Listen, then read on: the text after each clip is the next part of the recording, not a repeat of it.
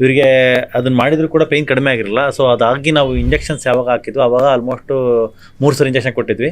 ಒಂದು 70-80% ಆರಾಮಿದ್ದಾರಂತೆ, ಇನ್ನು 20% ಪೇಯ್ನ್ ಅವಾಗ ಬರ್ತಾಯಿದೆ. ಸೊ ಅದು ನೋಡಿಕೊಂಡು ಇವತ್ತು ಇಂಜೆಕ್ಷನ್ಸ್ ಕೊಟ್ಟರೆ ಆಲ್ಮೋಸ್ಟ್ ಸರಿ ಆಗ್ತದೆ. 4 ಸರಿ ಇಂಜೆಕ್ಷನ್ ಕೊಡಬೇಕಾಗುತ್ತೆ. ಅದಕ್ಕೆ ಒಂದು ಸರಿ ಇಂಜೆಕ್ಷನ್ ಕೊಟ್ಟಾಗ ಸ್ವಲ್ಪ ಬೆಟರ್ ಆಗುತ್ತೆ. ಆಮೇಲೆ ಫಸ್ಟ್ ಟೈಮ್ ಇಂಜೆಕ್ಷನ್ ಕೊಟ್ಟಾಗ ಸ್ವಲ್ಪ ಕಮ್ಮಿ ಆಯಿತಾ?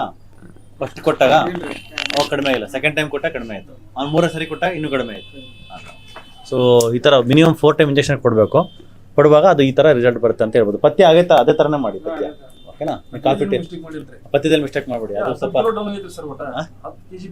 ಯಾರು ಇವರು? ಹೌದಾ? 10 kg ಡೌನ್ ಆಗಿದ್ರೆ ಮುಂಚೆ, ಇವಾಗ ಎಲ್ಲ ಸಣ್ಣ ಆಗಿದ್ರೆ ಅಂತ ಹೇಳ್ತಿದ್ದೀರಾ? ಡಯಟ್ ಏನು ಮಾಡ್ತಿದ್ದೀರಾ? ನೈಟಲ್ಲಿ ಏನು ತಿಂತೀರಾ ಊಟ?